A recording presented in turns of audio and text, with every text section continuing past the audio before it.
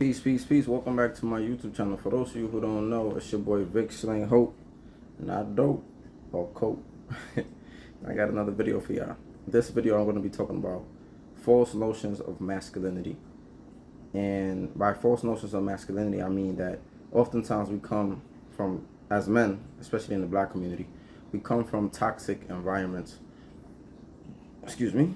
We come from toxic environments in which we are raised in a certain way, right? Believing that certain things are supposed to be aspects of our masculinity, but they're usually detrimental things that kind of like are harmful to not just us as men, but also to our community.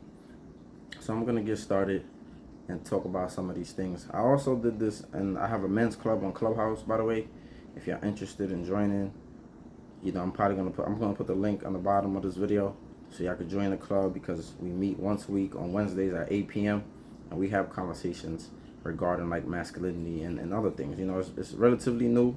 We only got like 2 weeks that since we've been doing it, but I appreciate anybody who could tune in and bring your input and be part of the conversation.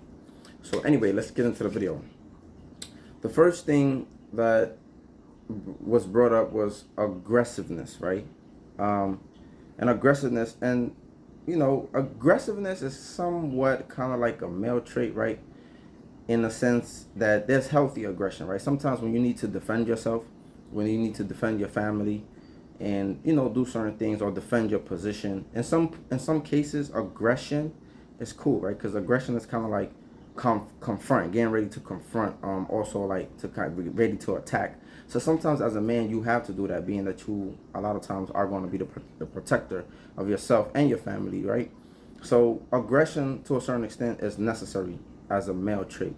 But the type of aggression that I'm talking about is the overly aggression, right? Sometimes we get into situations where we're having a regular conversation and we're so quick to get aggressive and disrespectful, right? Or we're so quick to throw around SMD, or we're so quick to try to fight somebody. We could just be having a regular conversation. So sometimes we have like this aggression that it is toxic in a way, where we can't even have a regular conversation, right? We can't even really have a regular disagreement without getting aggressive. And I think that type of aggression is kind of like detrimental to like our manhood.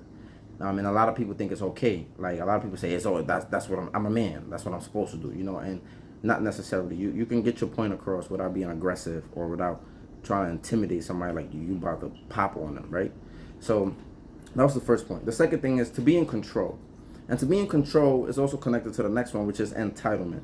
A lot of times men feel like because they might pay the bills, or because they using their money or they're spending on somebody, on a woman in particular, in this case that I'm talking about, that they feel like I have absolute control of this person because I'm spending money, right?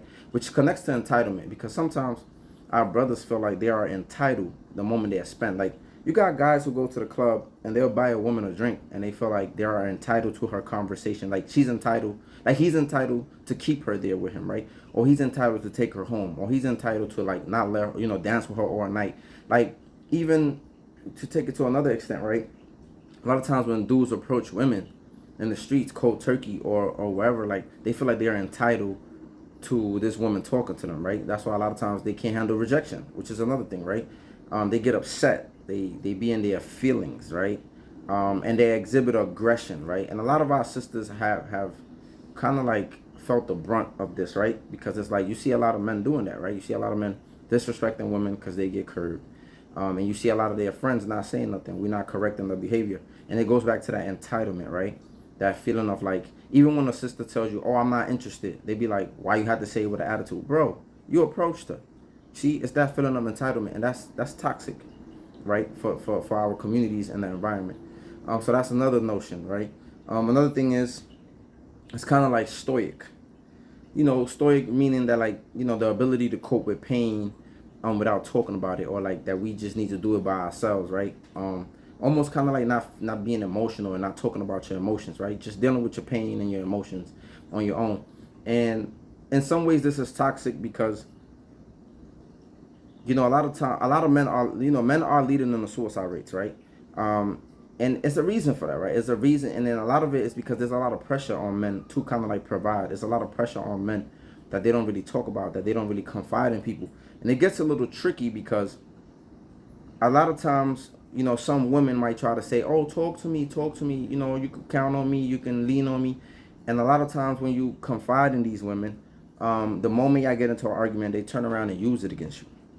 So I think that's one of the reasons why it still becomes hard for men to kind of like trust people with their feelings and be vulnerable and, and tell people how they really feeling, because it never fails to amaze us, right? Like we get into an argument with a woman and because women are so emotional, and I just made the other video talking about that, they're trying to hurt feelings and they're trying to use things as ammunition. They know they can't physically hurt us, so they use their, emotional stuff and stuff that, and things that we told them that we don't really tell other people. So it's very, when it comes to that, it's very hard to kind of like share certain things sometimes. But I would just tell the brothers, just share a little bit or certain things that can't be used against you if that's the fears that you have. Because this is also something that is I believe is leading for us, like killing ourselves, because we got a lot of pressure on ourselves and we don't talk to people. And if you are going to talk to somebody, I'd rather you talk to another brother that's probably not going to throw shit in your face and bring things up like your counterpart might do, because she might have her emotional swings. So anyway, the next thing is to be a player, right? Growing up as a young boy, as a young man in the neighborhood, we always used to race and compete with one another into who could be a player, who could bed the most women, right? Who could have the most sex with chicks. And this was kind of like a competition. And it was like, even when we used to get into arguments, we used to say things like, well, I get more pussy than you, or I get more this than you, or I bag more shorties than you. This is the type of things that we used to say, right? So it was kind of like a masculine thing, right? Who could bed the most women. And some people might say it's part of the laws of nature that men are just going to go out there and sleep around, or men are supposed to be polygamous. But I think, in the same token, I think competing and like looking at women like, oh, like she's just a thing, right? Like this is just a trophy I accomplished. A lot of times we're not even, I believe a man is supposed to be polygamous, but in the sense of him trying to get married to these women and build families in the household, I don't think men should be competing with one another to who could bed the most women, who could take advantage of the most women. I just don't think that's it. And I think a lot of times they put pressure on our young boys, especially when our young men are virgins growing up. Like they put pressure on them, right? They put pressure on the girls too, but we're talking about masculinity. A lot of times these boys, they get pressure put on them. A lot of times these boys get sexually assaulted, right? That's how they lose their virginity, right? We hear stories about Lil Wayne being 9 years old when the Birdman got his penis sucked, right?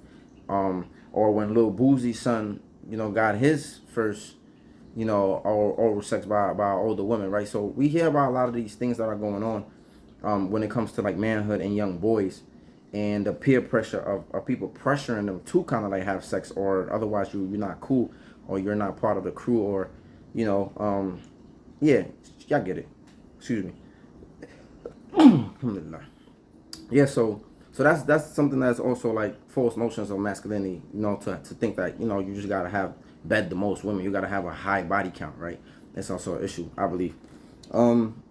Another thing is going to jail. Going to jail is one of the prominent ones. Going to jail, being in a gang, being a thug, all of those things is kind of like together. But like going to jail, I want to highlight that because I remember growing up in a community, in a neighborhood, right? It's almost like that's our way to passage to manhood, right? Our road to passage, ways to passage. And it's like, I remember a lot of people was getting locked up, and we looked at that like it was normal. We looked at that like that was some manly stuff. And so I think that's another false notion of masculinity, right? Because it's like we looked at it like it was normal. We looked at it like it was okay for our brothers, or our people in the community to go to jail and then come back. Oh, he about to come home. He come home swole. We used to look up to that type of stuff, and we thought we normalized it, right? And we kind of like praised it. We looked up to these people, and I think like although like I get the whole thing road to passage and these men going to prison and experiencing certain things and surviving that and coming home, I could understand that. But I think we need to find other roads of passage and other things to kind of like look up to and kind of like praise, if that makes sense. Another thing is having a lot of kids. And this is kind of like the last thing, having a lot of kids. There's some men who just take pride in having a lot of kids, even if they're not taking care of them. They think that's like some, multiplying your seed, right? They use passages like that from the Bible. Like, the Lord said you got to be fruitful and multiply your seed. And that's about all they do. They don't take care of their kids. They're not in their children's lives. And I think that's another false notion of masculinity, right? Like we just praise oh, he got mad kids. Like, even though you're not in their lives and you're not doing nothing for them, like, we think that that's cool. Like, it's cool to have a lot of kids. Yeah, my shit work. Like, so yeah, and there's a lot of other things but this is just the main things I wanted to stick to and attach to. But let me know which ones, what some things that I missed. Let me know if y'all agree with the list that I have. If y'all don't agree, let me know in the comment section. Let's keep the conversation rolling, because I'm pretty sure there's a lot of things that we do in the community that is detrimental not only to ourselves, but it's also detrimental to, our women, our children, and the people in the community. So let me know in the comment section what y'all think. Y'all have a good one. Peace.